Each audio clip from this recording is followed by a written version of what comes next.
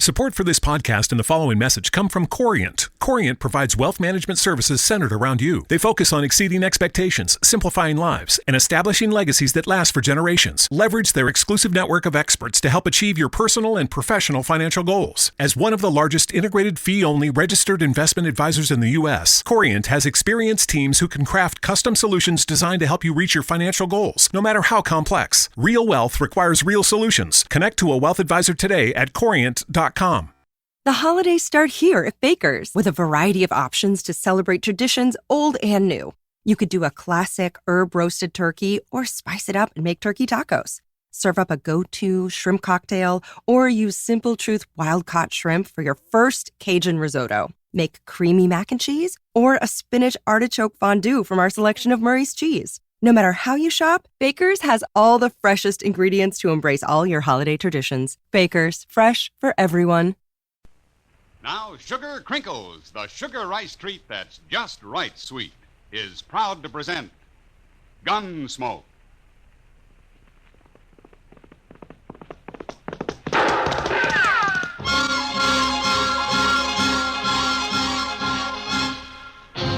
Around Dodge City and in the territory on West, there's just one way to handle the killers and the spoilers, and that's with a U.S. Marshal and the smell of gun smoke.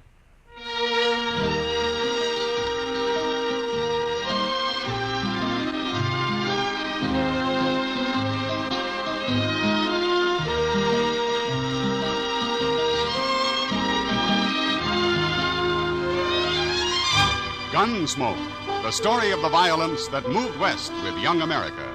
The story of a man who moved with it. Matt Dillon, United States Marshal. Take it easy, Mom. You know your young folks are going to eat when you give them sugar crinkles for breakfast. Yes, boys and girls love sugar crinkles. And no wonder. It's the sugar rice treat that's just right sweet. Makes breakfast more fun than a circus. Now, the reason sugar crinkles suit young folks to a T is this.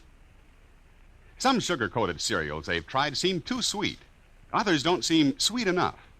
But when they dip their first spoonful of sugar crinkles, they've discovered a sugar-coated cereal that's just right sweet. And say, those young folks of yours love to dip into the pack and eat sugar crinkles as a snack, too. So better get several packages. And now, Gunsmoke, starring William Conrad.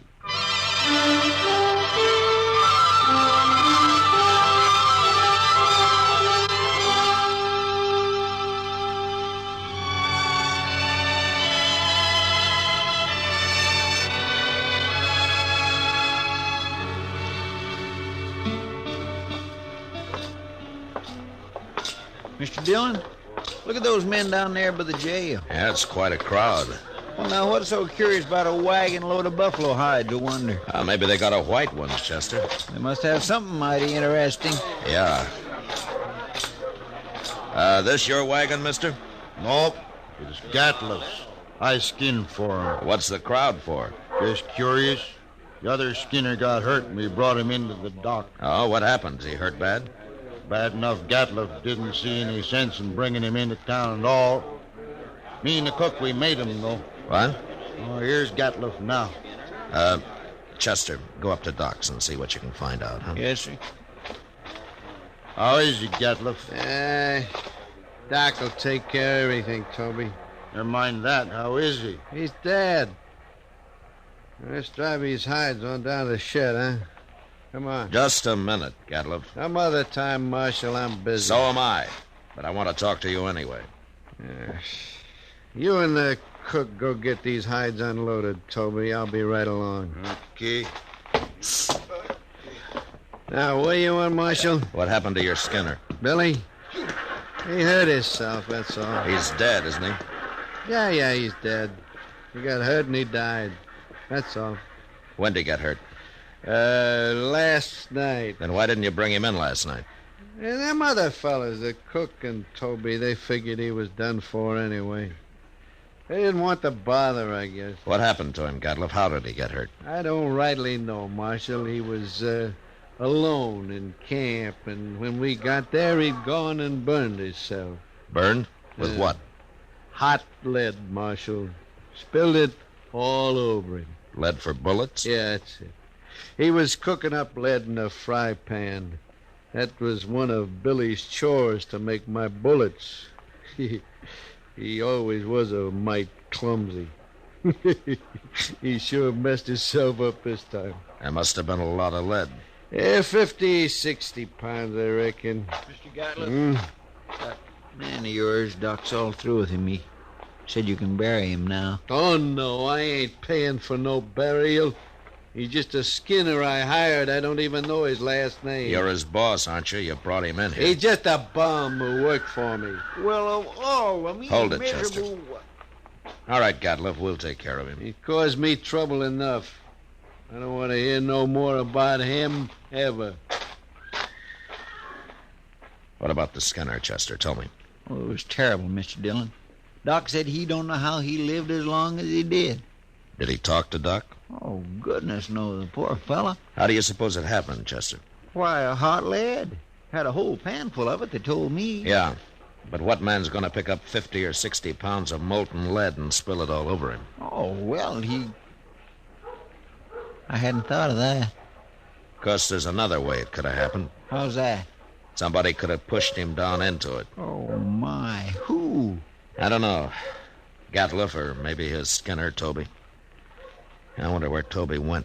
He probably went over to the Alafraganza to drink up his wages. Oh, all right. Chester, go do something about burying that man, huh? Yes, sir. I'll tend to it.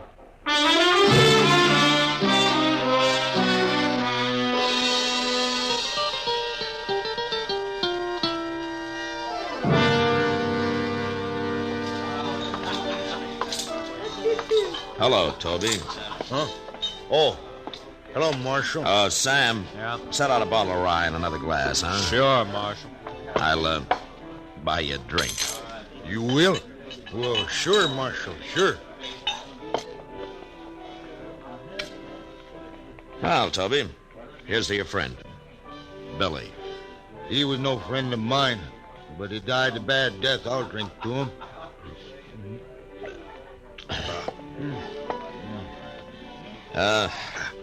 Tell me something, Toby. How did he and Gatliff get on? You noticed Gatliff's eyes, Marshal? I did. He got powder specks shot into them. They look like turkey eggs. Yeah. You don't get on with a man like that. How come I've never seen him in Dodge before? A man's greedy, Marshal. He's downright wicked about money. He figures he can save time, make more money by selling his hides to buyers' agents on the prairie. He gets less out there, but he can kill and sell more that way. Well, he came in with a load of hides today. Just 'cause we made him come in with Billy. Oh. Tell me about the accident, Toby, huh? Well, thanks. Billy was melting lead in a fry pan, and the way I figured, he must have tripped somehow, fallen smack into it. When we rode in, we found him rolling around on the ground. That's all I know. When who rode in? Me and the cook. Well, where was Gatliff? Oh, he went in just ahead of us. How long ahead of you? Not long, maybe 20 minutes. Ah. And then he found Billy first, is that it? Yeah, so he did. I hadn't thought of that before, Marshal. So that's why you've been asking so many questions. Well, I wasn't sure, Toby. But I expect you're telling the truth. The cook would back up your story, I imagine. Sure. I'm telling the truth. So that's what happened. Gatliff killed him. He murdered him. Any idea why he would? Sure I do. He killed Billy so he wouldn't have to pay him his wages due. We've been out 4 months. He must have owed Billy $700-800. Uh-huh. Are, you going back out on the prairie with him? I ain't afraid of him. But I'll be sleeping with one eye open from now on. Well, if you let on you're suspicious, he'll sure try to kill you. Not me. He can do his killing on somebody else. You'll be leaving in the morning, I suppose, huh? About dawn, I reckon, soon as Gatliff hires new Skinner. Uh-huh.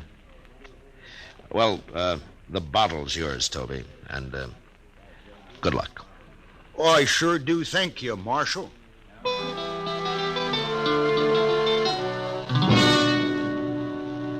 Later in the day, Chester and a couple of other men buried Billy out on the hill. As Toby said, he died a bad death. And it was made worse by the man who had done it to him going scot-free. But there was nothing I could do, and I tried to forget about it. They left Dodge next morning, and things were peaceful enough for a few days until one night word came that there'd been a knifing in a Nestor camp across the river. We rode over to see what it was about. He was knifed in the back, Mr. Dillon. Yeah, but nobody saw it happen, Chester. No, sir. Looks like somebody got clean away with murder. Well, here's Yorkie Kelly. How are you, Yorkie? Hello. Oh, what are you doing here, Yorkie? I came looking for berries. It's a good thing I did. Oh? What do you mean? I saw that man get stabbed. What? You did? I heard them arguing, and I sneaked up just after he'd done it. They were all alone. Well, who did it, Yorkie? Did you recognize him? I never saw him before. Well, what did he look like? He was big, dirty-looking. He had a buckskin shirt. Yeah? What, anything else? He had funny eyes, Marshal. They had spots in them. Oh. Chester? Gatliff. Well, how in the world could you ever sneak up close enough to see his eyes, Yorkie? I lived with the Arapahoes. Yeah, by golly, that's right. Do you know who did it, Marshal? Well, I do now, Yorkie. Thanks to you. I hope you catch him. I gotta get back. Ma Scrimmett's waiting for me.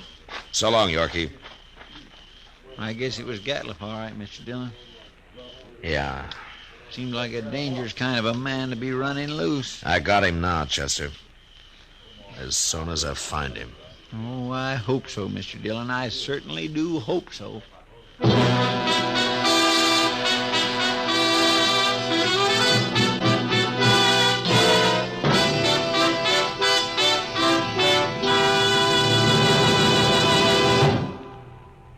Mother, it does your heart good, I know, when your young folks eat all of their breakfast cereal. And that's why I'm so happy to tell you about new Sugar Crinkles. Sugar Crinkles, you know, is the sugar rice treat that's just right sweet. Crisp golden nuggets of sugar-coated rice. They make breakfast more fun than a circus. Why, young folks love Sugar Crinkles so much, they disappear like magic. Now, you've had experience with sugar-coated cereals that seem too sweet to you, and others that just don't seem sweet enough to the youngsters. Well, what a wonderful surprise Sugar Crinkles will be to your whole family. For new Sugar Crinkles really are just right sweet. Remember, Sugar Crinkles make great snacks, too. Better get several packages. For your breakfast or a snack, you love Sugar Crinkles. Sugar Crinkles can't be beat. Sugar rice treat that's just right sweet. With milk for the breakfast joy. As a snack from the pack, oh boy! Can't be beat, just right sweet. Sugar Crinkles, good to eat. Now back to Gunsmoke.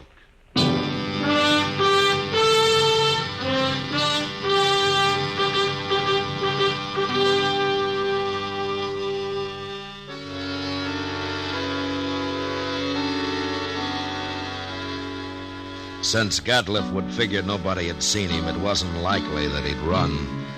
And anyway, there wasn't much sense in trying to track him down in the dark. So Chester and I didn't start out until the next morning.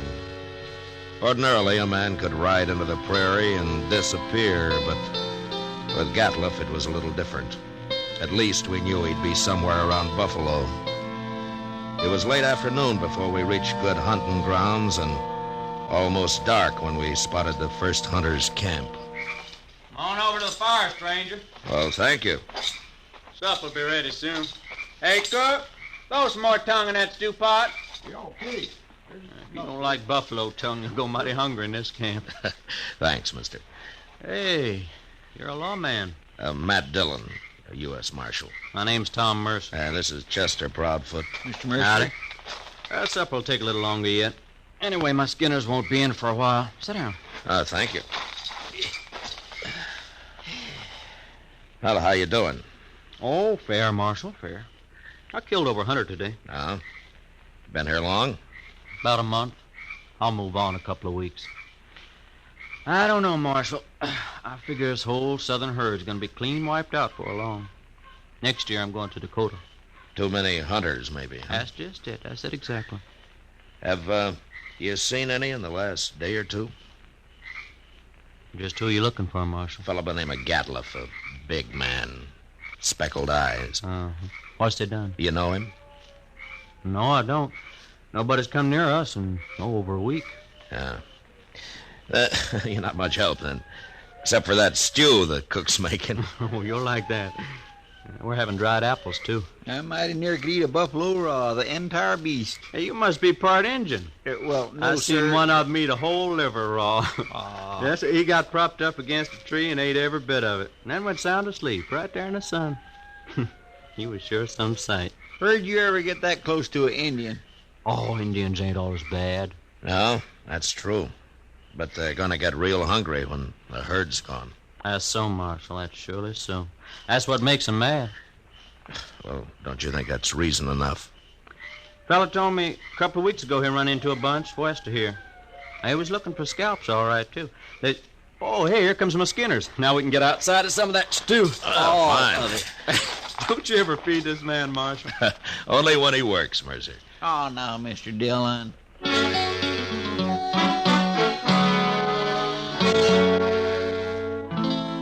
We spent the night in Tom Mercer's camp, and at dawn, just after breakfast, we said goodbye and rode on west. In the next 2 days, we met plenty of hunters, but we didn't find Gatliff. About noon of the third day, we cut the trail of a wagon train and figured it to be that of a hide buyer's agent who had come out into the prairie to do business on the spot. An hour or two later, we saw him.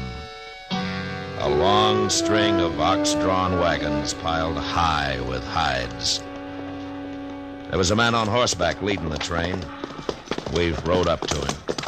Hello there. That's quite a load you got, mister. 10,000 so far. What are you doing way out here, Marshal? I'm looking for a hunter by the name of Gatliff. You know him? Sure do. Just picked up a load from his rick early this morning. Is he in trouble? Yeah. Where is he? Straight south, couple of miles. Can't tell you exactly. He moves around a lot. That's close enough for us. Thanks a lot, mister. Sure, Marshal. Never did like him anyway.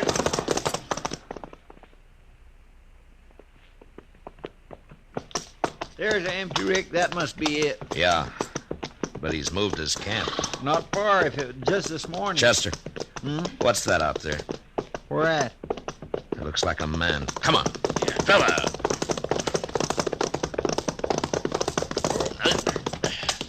Why, Mr. Dillon, it's that Skinner of his.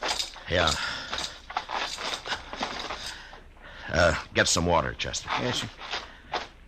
Toby, can you hear me? He's been shot, Chester. Here's the water. Yeah.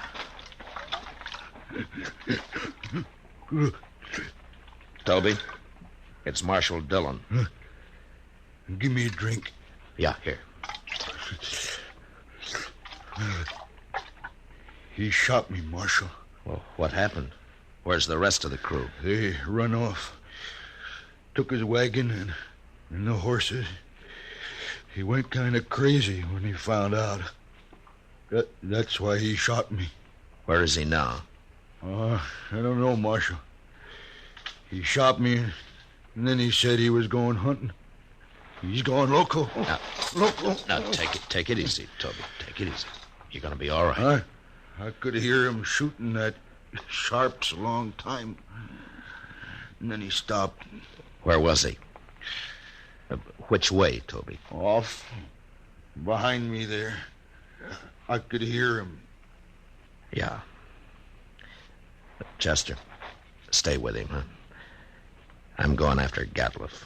All right, sir.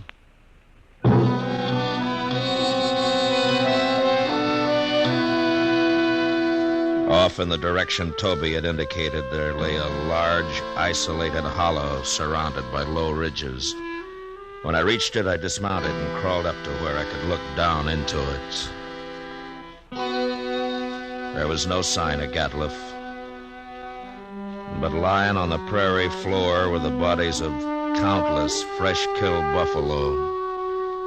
It was a strange sight. The old bulls and the cows and the little calves lying there, blackening the prairie grass. I got up and stood looking at it for a long time. And then suddenly, out in the middle, I thought I saw a slight movement. And a second later, there came the familiar boom of a Sharp's 50. And I dropped behind the range and waited.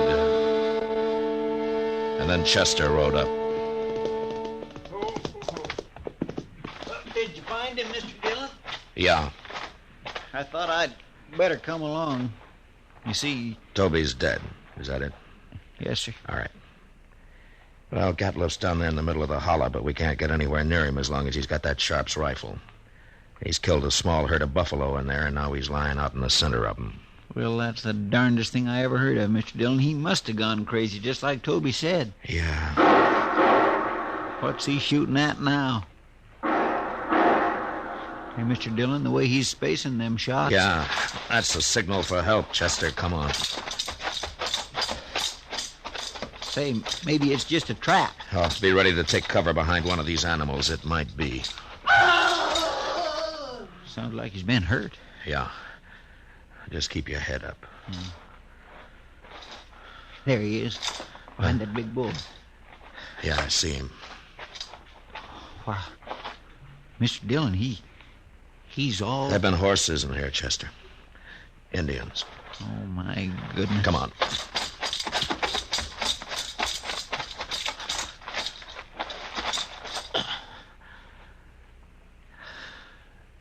Well, that was his last effort, Chester. He's dead now. Mr. Dillon, that's awful. Yeah. Come on, Chester, let's get out of here.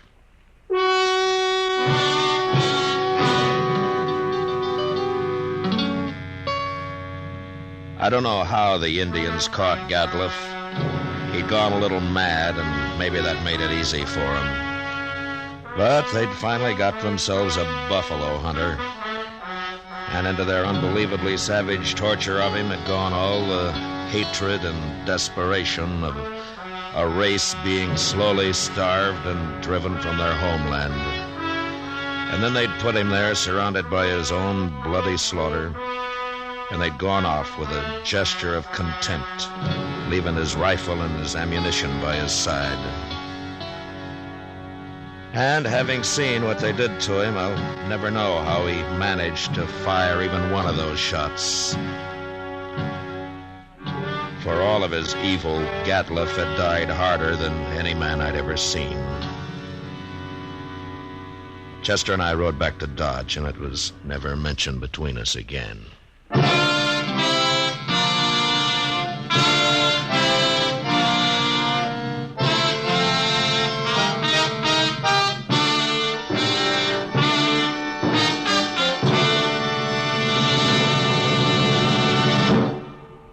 In just a moment, we'll tell you about next week's adventure on Gunsmoke. You know, what you are tomorrow depends on what you eat today. So, Mother, be sure that the big and little Indians at your house always eat a good breakfast. And tell me, what could be better for breakfast than Post Toasties? Post Toasties, you know, are the heap good cornflakes. The best thing that's happened to corn since the Indians discovered it. But all of the talking in the world couldn't tell you how downright delicious Post Toasties are. You have to taste those crackling crisp flakes. Yes, you have to taste that sweet kernel corn flavor toasted. Then you'll know how perfectly wonderful breakfast can be. Put Post Toasties in your shopping list right now, Mother. Just watch how your whole tribe goes for them. Remember, Post Toasties are the heap good cornflakes.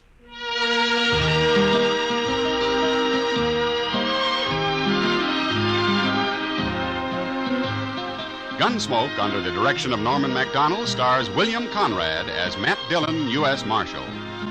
Tonight's story was written especially for Gunsmoke by John Meston, with music composed and conducted by Rex Corey. Featured in the cast were Tom Tully, John Daner, Richard Beals, Jack Edwards, and Louis Jean Height. Parley Bear is Chester. Ken Peters speaking. Join us again next week as Matt Dillon, U.S. Marshal, meets a killer at a stage station during his fight to bring law and order out of the wild violence of the West in Gunsmoke.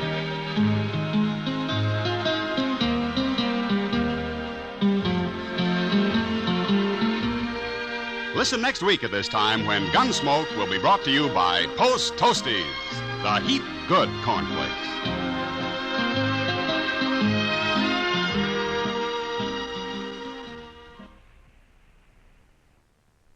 The holidays start here at Baker's with a variety of options to celebrate traditions old and new.